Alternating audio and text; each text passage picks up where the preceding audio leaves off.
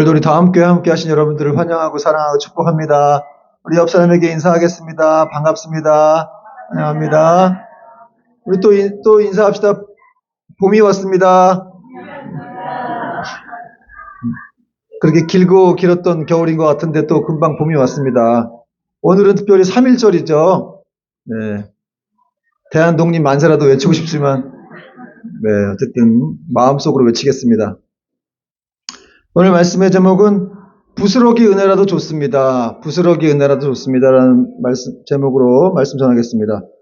여러분, 기독교에서 말하는 믿음이 무엇입니까?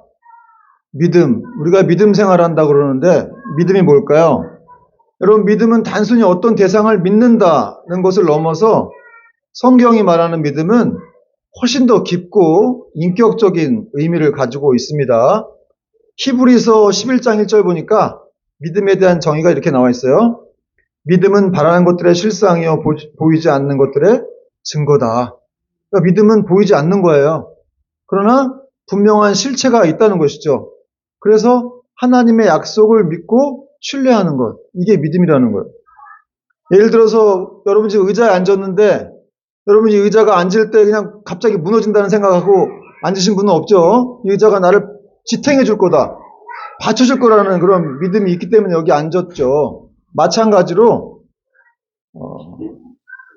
이 기독교 믿음이라고 하는 것도 하나님이 나를 붙드신다는 사실을 신뢰하고 삶을 맡기는 것이라는 거예요. 그리고 또 기독교 신앙에서 이 믿음의 중심은 바로 예수님이라고 할 수 있죠.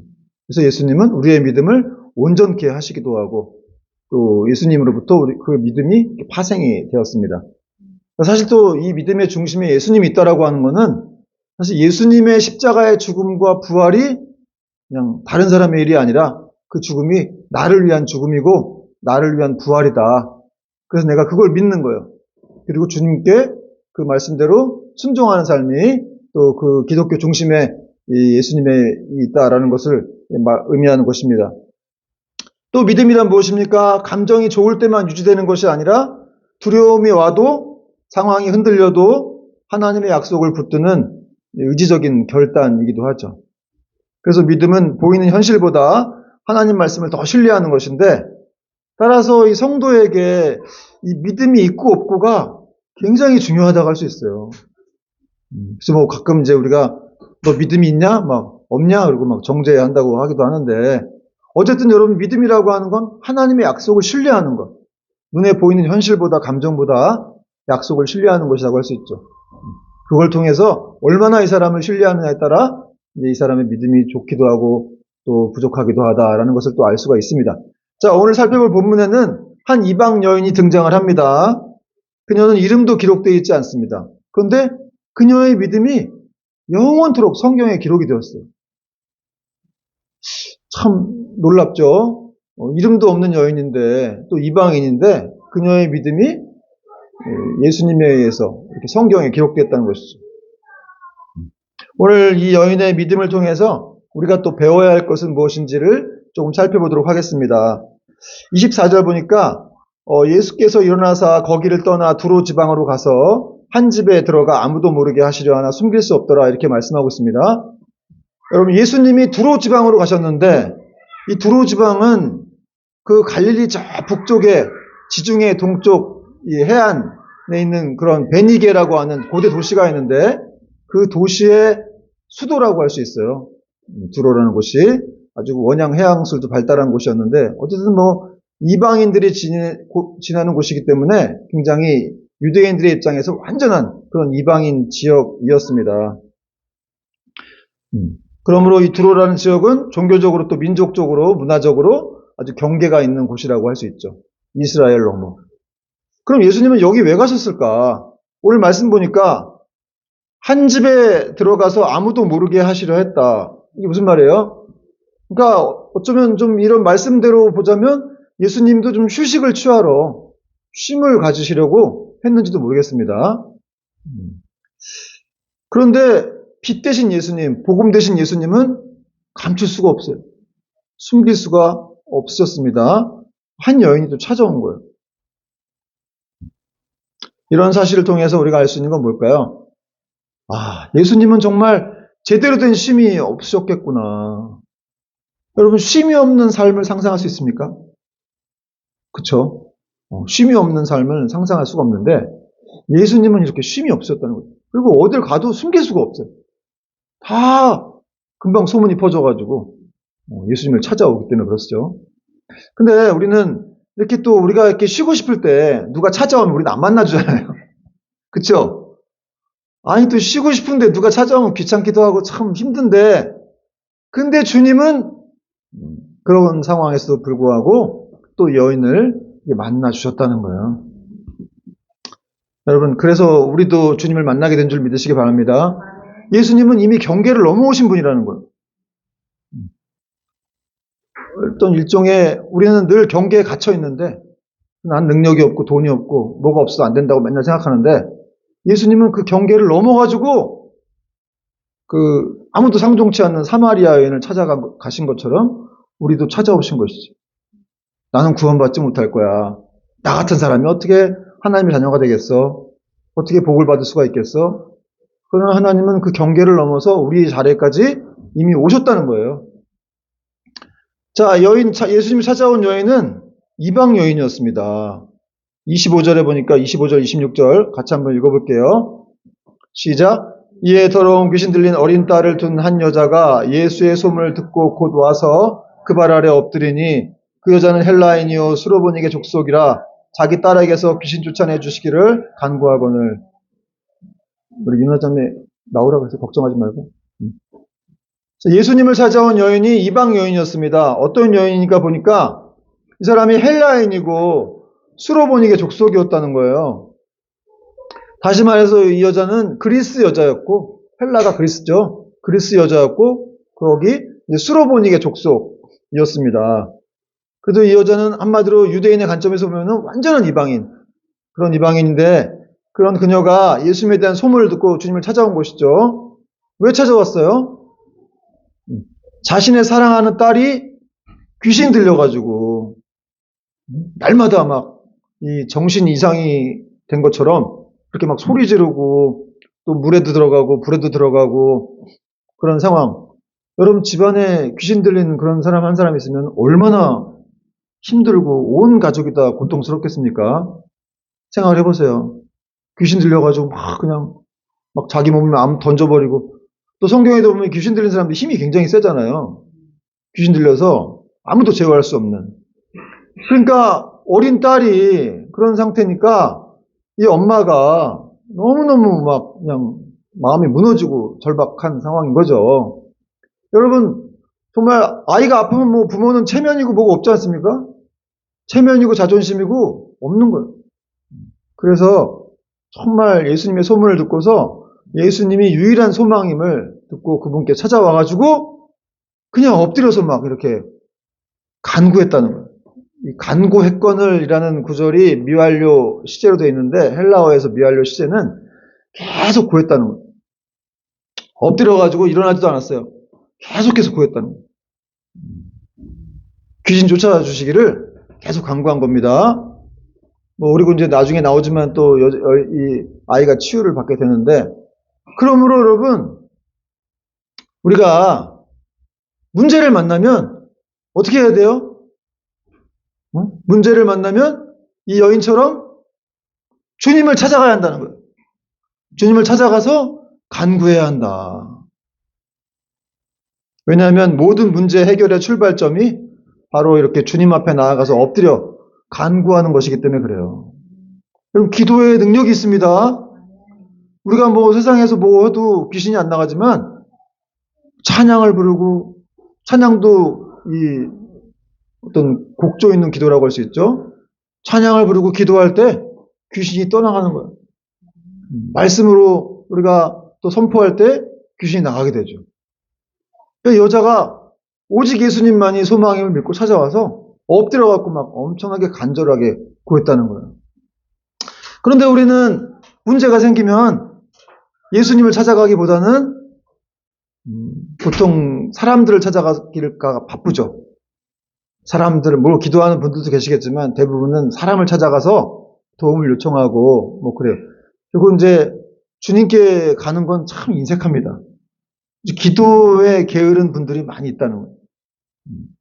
그리고 이제 인간적인 어떤 이런 수단을 다 동원해도, 방법을 동원해도 안 되고 나서 나중에 예수님을 찾아가는 경우가 많이 있어요. 또 어떤 분은 그렇더라고요. 내가 이 정도 문제 가지고 뭘 예수님을 찾아댕겨. 이렇게도 생각을 해요. 이 정도 가지고 내가 예수님을 왜 찾아댕겨? 여러분, 찾아가야 됩니다. 찾아가야 됩니다. 작은 문제라도 우리가 해결할 수 있는 거 없어요. 물론 뭐 있을 수 있지만 모든 것은 다 그 작은 일 해결도 사실은 주님이 은혜 주셔서 해결하는 거예요.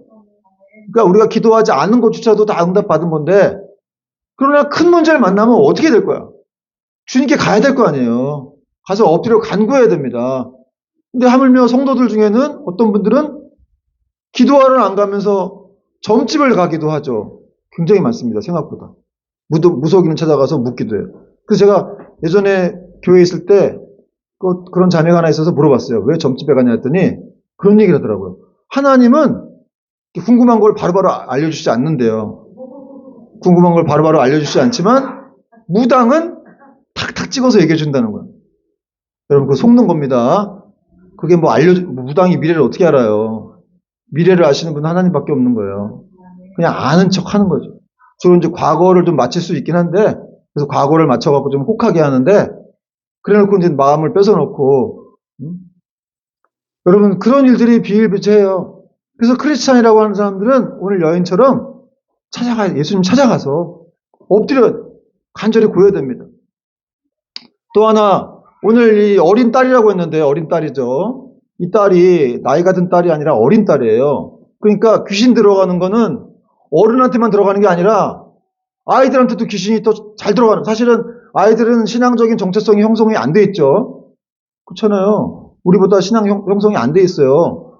그러니까 누가 더 귀신이 갖고 놀기 좋겠어요? 아이들이에요. 왜 저 뒤에도 아이들이 있는데 괜히 걱정되네요. 여러분, 그래서 아이들을 위해서 기도해야 돼요. 간절히 구해야 돼요. 여러분, 자녀들을 위해서 얼마나 기도하십니까? 사실은 죽을 때까지 기도해야 돼요. 죽을 때까지. 그게 우리의 의무예요. 말씀을 양육도 해야 되지만 기도를 정말 많이 해야 됩니다. 아니, 우리 힘으로 교회를 변화시킬 수가 없잖아요. 만약에 신앙 떠나면 어떡할 거예요? 또 성품이라든지 이런 문제에 대해서 여러분이 해결할 수 있습니까? 인간이 인간을 어떻게 해결해요? 그래서 하나님의 성령님의 도우심을 구해야 되고, 그 대신 우리는 기도는 할 수 있어요. 기도할 수 있기 때문에 그 기도의 능력을 통해서 아이가 변화되는 거예요. 우리 아이 때문에 죽겠습니다. 아주 힘들어 이렇게 얘기하지 말고, 여러분, 그만큼 기도해 봤습니까? 당장 눈앞에 변화가 없다 할지라도 반드시 기도의 힘이 역사할 줄 믿으시기 바랍니다. 또 한 가지, 우리는 다른 사람들을 위해서도 기도해야 돼요. 내 배우자, 내 가족, 친지, 이웃들. 아니, 우리 주변에 구원이 필요한 사람이 얼마나 많습니까? 주님의 도움을 필요로 하는 사람들이 얼마나 많아요. 여러분만 이렇게 믿어서 앉아있으면 안 되는 거예요, 사실은. 그분들을 위해서 기도해야 되는 거예요.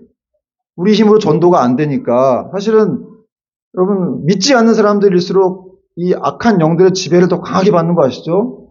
성경에 나와 있어요. 그래서 예수님을 안 믿게 된다는 그런 말씀이 있는데, 그리고 죄를 져도 죄책감이 없는 거예요. 이게 죄인지 모르기 때문에. 눈이 가려져 있으니까. 그건 저의 경험이기도 합니다. 저도 예수 믿기 전에 그렇게 살았는데, 나중에 예수님 믿고 나니까 내 눈에 비늘이 벗겨지니까 이게 죄라는 것이 느껴지기도 하고, 예수님을 왜 그때 안 믿었는가, 너무너무 후회가 되기도 하고, 그런 생각이 들더라고요. 그래서 여러분, 우리가 사랑하는 가족들, 얼마나 사랑해요, 정말. 그 친지들, 이웃들, 직장 동료들을 위해서 기도해야 합니다. 여러분의 기도로 그들이 변화될 줄로 믿습니다. 그 기도가 문제를 해결하고 그 영혼들을 구원하는 거예요. 성경에 다 기도의 능력들이 나오잖아요. 결코 여러분 한 사람이 힘이 작은 게 아니에요. 왜냐하면 여러분 안에 예수님이 계시기 때문에. 악한 마귀가 귀신 들린 사람이 지나가다가도 여러분 보면 놀라겠죠. 근데 여러분이 더 무서워할 수 있겠는데, 귀신 들린 사람 보면은 겁나가지고. 근데 사실 그들은 우리를 더 무서워하는 거예요. 왜냐하면 우리 안에 예수님이 계시기 때문에. 예레미야 33장 3절을 말씀합니다. 너는 내게 부르짖으라. 내가 내게 응답하겠고, 내가 알지 못하는 크고 은밀한 일을 내게 보이리라. 크고 은밀한 일은 이 원어적인 뜻을 보면 아주 크고 기운나는 일이라고 되어 있어요. 그러니까 하나님께 우리가 부르짖을 때, 뭐 이 부르짖는다는 게 막 소리치고 뭐 그럴 수도 있지만, 막 마음속으로 막 이렇게 고통스러워서 또 신음소리처럼 내뱉는 그런 기도일 수도 있어요. 그러나 어쨌든 그런 기도 속에서 하나님은 여러분들에게 크고 기운나는 일들을 주신다는 거예요. 시편 57편 2절 말씀에도 내가 지존하신 하나님께 부르짖으며 곧 나를 위하여 모든 것을 이루시는 하나님께로다. 다윗이 알았어요. 나를 위해서 모든 것을 이루어주시는 분은 하나님이시다. 그걸 알았기 때문에 다윗은 늘 기도에 힘썼다는 것이죠. 자, 그런데 엎드려서 이렇게 간구하는 이런 여인에게 주님이 상당히 좀 낯선 모습을 좀 보이십니다. 27절 보니까 예수께서 이르시되 자녀로 먼저 배불리 먹게 할지니 자녀의 떡을 취하여 개들에게 던짐이 마땅치 아니하니라. 자녀로 먼저 배불리 먹게 해야 된답니다. 이 자녀가 누구예요? 자녀는 이스라엘 백성들을 말하는 것이죠. 그리고 개는 이제 이방인들을 말하는 건데 이 이방인 여자한테 개라고 한 거예요. 좀 어떻게 보면 모욕적인 표현이죠. 너한테 줄 건 없어. 나는 이스라엘 백성들을 위해서 먼저 왔기 때문에 그들에게 복음을 전해야 되지만 이방인들한테까지 나눠줄 거는 잘 모르겠다. 없어. 이렇게 단호하게 얘기를 한 거죠. 그러니까 얼핏 보면 굉장한 냉정한 아주 거절처럼 보이기도 하고 차별까지 느껴지는 그런 예수님의 말투입니다. 그럼 예수님은 정말 이 여자를 경멸하는 그런 의미로 이런 표현을 사용하신 것일까? 물론 아닙니다. 29절에 예수님이 이 딸을 치유해 주신 일을 보더라도 경멸하신 의미가 아니라는 걸 할 수 있는데, 그럼 왜 이렇게까지 냉정하게 느끼게끔 이런 말씀을 하신 것일까? 그 이유는 이 여자를 모욕하려는 것이 아니라 이 여자의 믿음을 끄집어내기 위해서 시험하신 것이죠. 그 대화를 이끌어 가신 거예요. 여러분, 어떤 때 우리가 믿음이 있는지 없는지 잘 몰라요. 저도 목사인데 어떤 때는 내가 지금 이렇게 믿음이 있는 거예요. 물론 믿음이 있습니다. 그런데 어떤 때는 막 개척교회를 오래 하다 보면 막 도대체 이게 영적인 공격도 오고 뭐 그냥 막 슬퍼지기도 하고 낙심도 오는데 도대체 나는 믿음이 있는 건가? 내가 어떻게 이 사람들을 끌고 가지? 이런 생각이 막 들어요. 근데 그럴 때 하나님이 가끔 어떤 어려움을 주세요. 고통을 주셔가지고 그 믿음을 이렇게 시험하는 그런 역사들을 이렇게 일들을 주시는데, 그럴 때 이제 어떤 그 어려운 일을 통해서 제가 이제 내가 믿음이 있는 사람이구나 라는 것들을 이렇게 알게 되는 그런 일들이 있습니다. 그래서 여러분, 아브라함도 하나님이 시험하셨죠. 그 아들 달라고 했잖아요. 자기가 뭐 25년 만에 준 이삭을 다시 달라고 바치라고. 그래서 하나님이 이렇게 시험하셨다. 창세기에 나오지 않습니까? 그럼 하나님 시험하시는 분이에요. 근데 왜 시험하느냐? 마귀가도 시험하죠. 근데 마귀는 죽이려고 시험하는 거고, 하나님의 시험은 테스트라는 거예요. 여러분, 우리가 뭐 축구 선수도 조금 명문 구단에 들어갈 때 테스트를 받잖아요. 아니, 어느 정도 실력이 있는 줄 알아야 이 사람을 어떻게 배치하든지 어떻게 쓰든지 할 거 아니에요. 그렇듯이 하나님도 우리에게 테스트를 해주세요. 네가 지금 어느 정도의 실력이다. 어쨌든 그런 걸 통해서 우리의 이제 믿음의 수준을 경험하게 되고 다시 한번 주님을 발견해서 그분께로 나아가게 되는 그런 은혜로운 일들이 있는 거예요. 한마디로 이 여자의 믿음이 있었는데 그 믿음을 끄집어내기 위해서 좀 어떻게 냉정해 보이는 이런 말들을, 거절하시는 것처럼 하는 말들을 보이시면서 이 여자를 훈련시켜 주셨다는 것이죠. 그랬더니 여자의 이 놀라운 대답이 이제 예수님이 여자를 시험하신 것이라는 것을 알 수 있는데, 여자가 어떻게 대답하냐면 28절에 보니까 같이 한번 읽어보겠습니다. 28절. 여자가 대답하여 이르되 주여 올소이다마는 상 아래 개들도 아이들이 먹던 부스러기를 먹나이다. 와, 여자가 정말 놀라운 대답을 했어요. 사실 뭐 여인은 예수님이 자기를 시험하는 줄 몰랐겠죠. 몰랐지만 자기한테 개라고 하면서 넣어줄 거 없다고 했는데 이 여인은 물러서지 않은 거예요.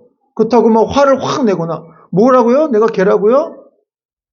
이렇게 막 허리에 손 짚고 막 이렇게 따진 게 아니고 분노하지도 않고 상처받지도 않았어요. 상처받아갖고 안 고쳐주려면 말아요. 그리고 확 돌아가 버리지 않았다는 것이죠. 오히려 뭐라고 했습니까? 맞습니다. 저는 이스라엘의 자녀가 아닙니다. 저는 개가 맞습니다. 그런데 이스라엘 사람들이, 주인들이 식탁에서 밥을 먹다가 그 밑에 상 아래에 있는 개들한테도 음식을 나눠주지 않습니까? 부스러기라도 주지 않습니까? 그럼 부스러기라도 줘가지고 저를 좀 살려주십시오. 저를 좀 불쌍히 여겨주십시오. 이런 말을 한 거예요. 그렇습니다, 여러분. 우리는 이 여인의 이 믿음을 통해서 우리의 좀 삶의 모습, 또 신앙생활을 돌아봤으면 좋겠는데, 사실 여러분, 우리는 신앙생활에 자꾸 이렇게 걸림돌이 되고 실패라고까지는 아니지만 굉장히 좀 가다가 멈추는 일들이 있는데, 이게 왜 그러냐면 자존심 때문에, 자존심. 사실 우리는 예수님이 십자가에 못 박히시고 죽으셨을 때 이미 거기 우리 자아를 다 못 박았는데, 우린 자아가 아직 안 죽어가지고 계속해서 자존심이 살아있어요. 그리고 교회 가갖고 나를 제대로 대접 안 해주면 도대체 내가 누군데 나한테 이렇게 한다고 얘기도 하고, 뭐 또 부부가 이렇게 또 교회를 오다가 둘이 싸우잖아요. 싸우면 갑자기 또 나 교회 안 가! 막 이렇게 또 선포를 합니다. 그럼 그게 무기죠, 무기. 교회 안 가면 어떡할 거야. 교회 안 가면 또 목사님한테 혼나고. 그냥 계속. 근데 여러분, 그게 교회 안 가는 게 믿음이 아니라 그거는 자아가 안 죽은 거예요. 조금만 나를 무시하는 것 같으면 그냥 막 발끈하죠. 운전하다가도 막 발끈하게 되고. 저도 좀 그러긴 하는데 죄송해요. 누가 자꾸 게임을 이렇게 얄밉더라고. 그래도 요즘에는 많이 비켜줍니다. 왜냐면 저도 이제 언제 이렇게 들어갈지 몰라서 내가 들어갈 때를 생각해서 내가 비켜주면 저들도 비켜주겠지. 하나님 기억해 주십시오. 제가 비켜줬습니다. 쌍깜박이, 쌍깜박이 켜지면 또 마음이 좀 누그러지기도 하고, 쌍깜박이 안 켜면 또, 쟤는 뭐지 저거? 저런 양심의 저런 가책도 없나? 막 이렇게 생각이 되기도 하고. 여러분 참 목사고 성도고 아직 버리지 못한 자존심이 많아가지고 그냥 신앙의 걸림돌이 되는 거예요. 근데 여러분 사실 여기 지금 이 여인이 이 하나님 앞에서 지금 이렇게 얘기한 거잖아요. 나는 개다.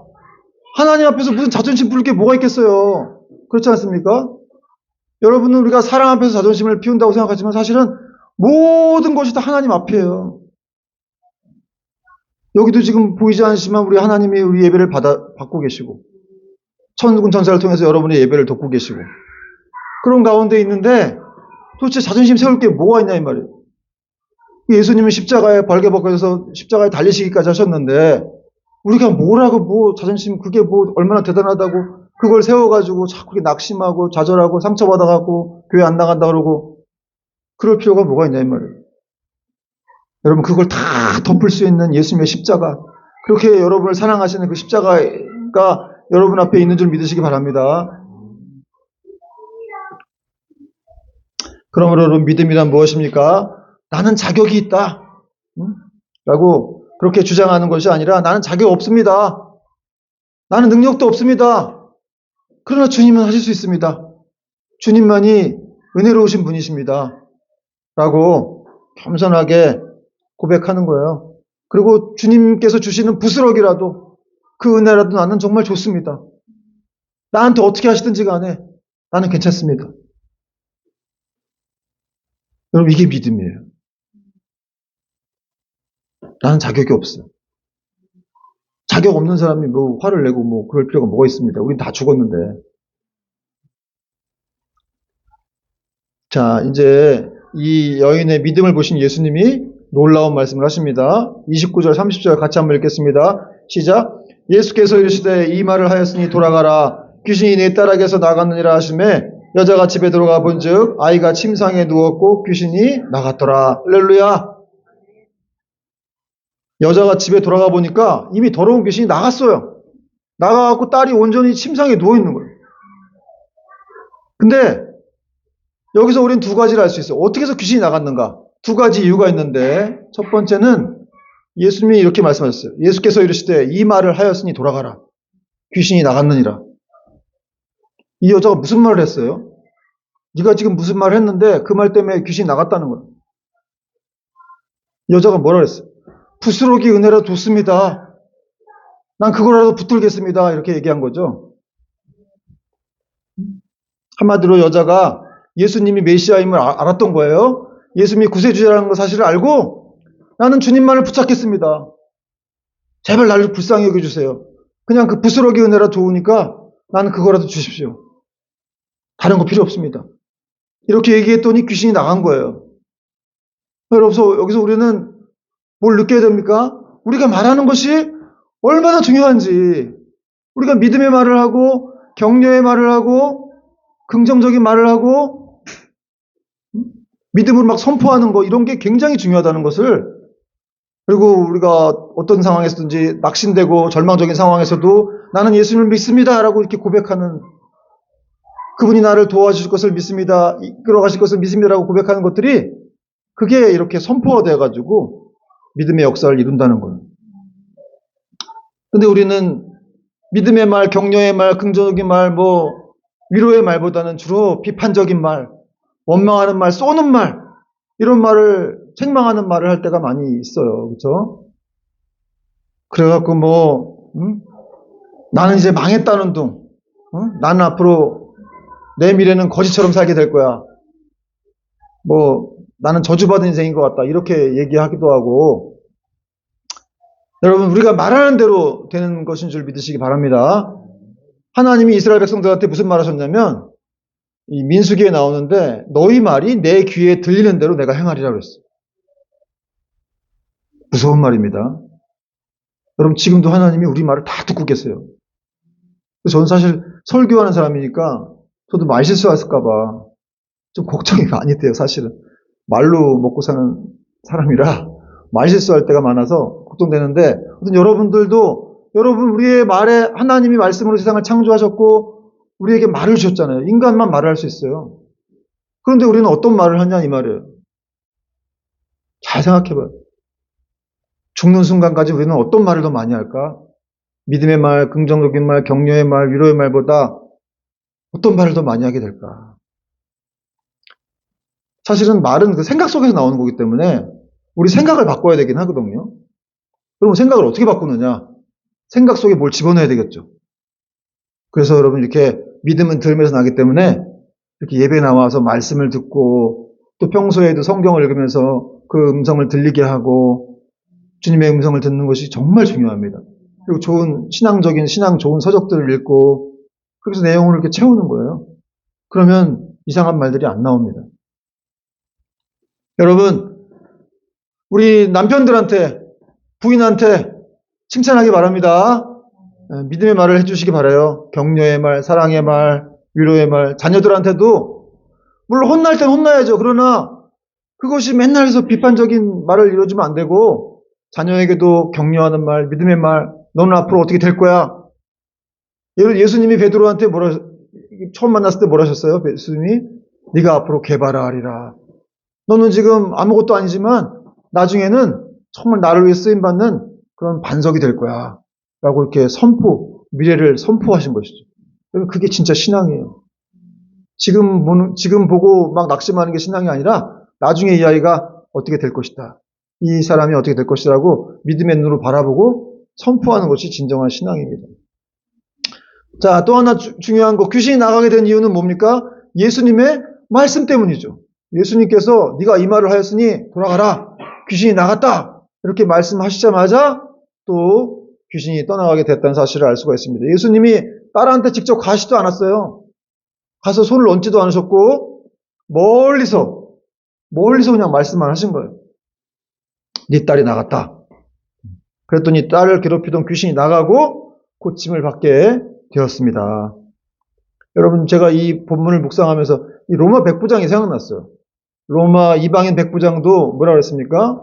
예수님에게 자기 하인이 병들어서 또 장로들을 보냈다가 예수님 집에 오시는데 너무 자기 집에 들어오심을 감당하지 못하겠으니까 거기서 말씀만 해달라. 그래서 예수님 놀라셨죠. 내가 이만한 믿음을 본 적이 없다. 그래서 거기서 말씀만 해주셔도 다 치유받을 거니까 말씀만 해달라.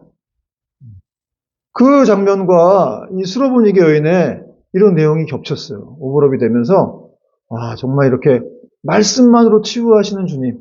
여러분, 성경에도 예수님이 말씀으로 치유하시는 내용들이 많이 나오죠. 말씀만으로 치유하십니다. 그러므로 이런 예수님 말씀은 시간과 공간과 모든 조건을 초월해서 역사하시는 절대적인 능력이다 라는 것을 우리가 믿어야 됩니다. 그러니까 그분이 말씀하시는 순간 즉각적으로 다 되는 거예요. 과정은 없습니다. 뭐 병이 일반에서 병원에서 병 났더라도 과정이 있는데 예수님 말씀하시면 과정이 없어요. 바로 즉시로 나았게 돼서 바로 이렇게 순종하고 헌신하는 그런 일들이 있게 되는 것입니다.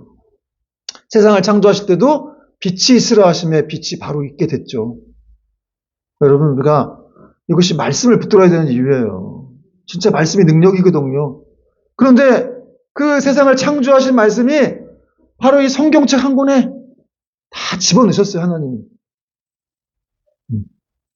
사실 저희 교회가 지금 요즘 매일 성경책, 이제 성경 한 장씩 읽고 있는데, 사실은 뭐, 한 장씩도 읽으면 좋지만, 여러분, 여기에 소망이 있기 때문에 더 많이 읽고, 더 많이 묵상하고, 어떤 분은 그런 얘기를 하더라고요.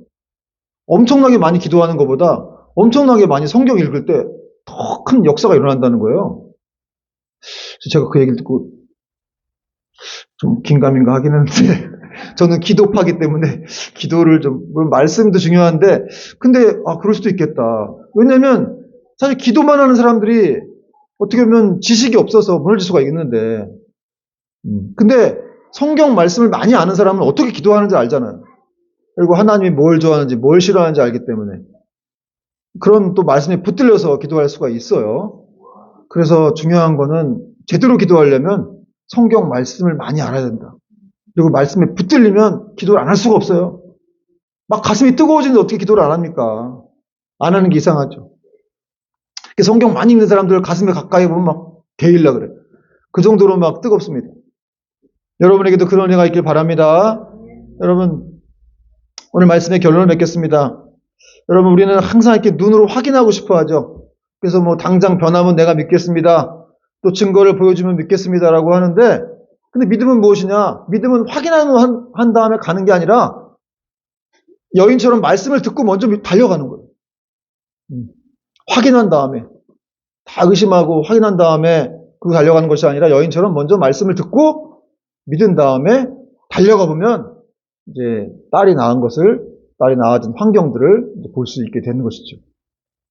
여러분, 우리는 살아가면서 어떤 일에 부딪혀서 너무 낙심이 되고 막 자존심 때문에 또 나아가지 못하게 되는 일들이 있지만 오늘 여인을 보시면 거절과 차별처럼 보이는 말씀에도 물러서지 않았어요. 아니, 하나님인데 왜 물러서냐면 이 말이에요. 하나님인데. 근데 사랑 앞에서도 마찬가지예요. 우리가 다 하나님 앞에 있기 때문에 그 사랑 앞에서도 사실은 기죽을 게 아니라 그런 차별처럼 말하는 상황에 대해서도 물러설 필요가 없어요. 물러서지 말고 그렇게 물러서지 않을 때 은혜가 임하는 것이죠. 그래서 우리도 앞으로 어떤 문제를 만나든지 간에 주님 말씀 앞에서는 다 작은 것이다. 이렇게 생각을 하시고 정말 그분에게서 나오는 그 부스러기 은혜라도 나는 좋습니다. 그것만으로도 충분합니다. 그런 믿음으로 여러분 계속해서 포기하지 말고 삶을 살아가고 기도할 수 있길 바랍니다.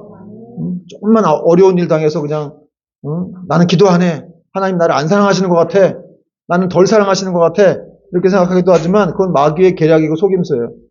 여러분, 하나님이 침묵하시는 것 같은 건 그냥 거절이 아니라 응답이 지연되는 것은 거부가 아닙니다.